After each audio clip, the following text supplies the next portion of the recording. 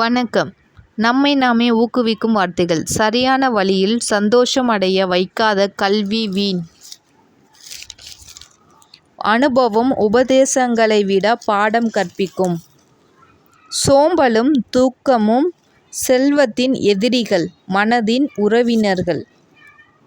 எதை நீ இழந்தாலும் இன்னும் உனக்கு எதிர்காலம் இருக்கிறது.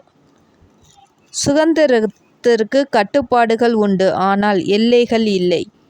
வாழ்க்கையை வளமடையச் செய்வதே கல்வியின் நோக்கமாகும். துன்பம் விளைவதற்கு அறியாமை தவிர வேறு எதுவும் காரணம் இல்லை. ஒரு நாள் கவலை ஒரு நாள் மகிழ்ச்சியை விட நீளமானது. பயத்தை உன்னிடம் வைத்துக்கொள், உன் துணிவை பகிர்ந்து கொள். நல்லவர்களோடு நட்பாயிரு, நீயும் நல்லவனாயிரு. நன்றி.